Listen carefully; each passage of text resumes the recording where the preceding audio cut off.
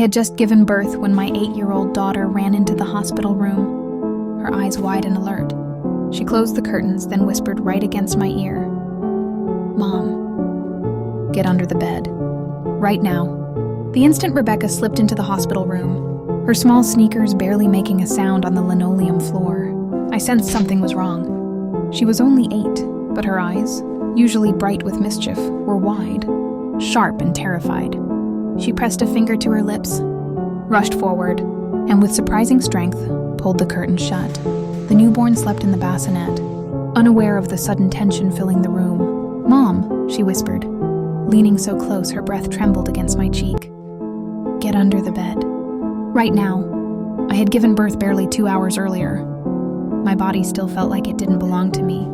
Every movement thick and slow, but her urgency cut through everything. My pulse jumped.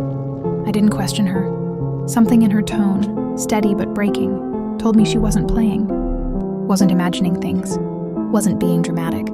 We slipped beneath the hospital bed together, shoulder to shoulder.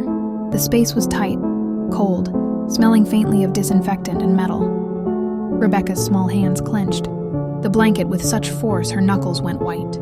I wanted to ask what was happening, but before I could get a word out, she shook her head fiercely. Then came the footsteps, heavy, confident, purposeful. They entered the room without hesitation, the soles pressing into the tile, with a rhythm too, slowed to belong to a nurse rushing between patients. Every step made Rebecca flinch. She grabbed my hand in both of hers and pressed it against her chest, her heart thudding hard against my palm.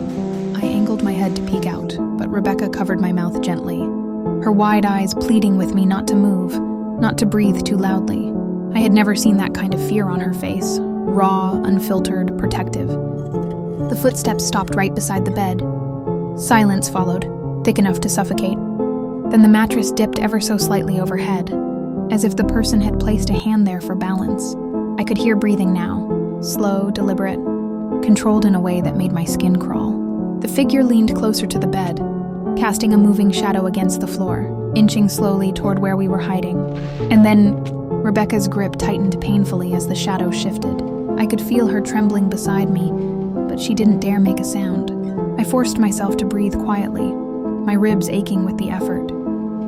My newborn son, Ethan, made a soft fussing noise from the bassinet, and I felt panic spike.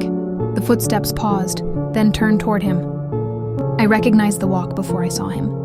Daniel always paused mid-step when he was assessing a room. My chest tightened. He wasn't supposed to be here. A restraining order had been issued weeks ago after the last violent argument.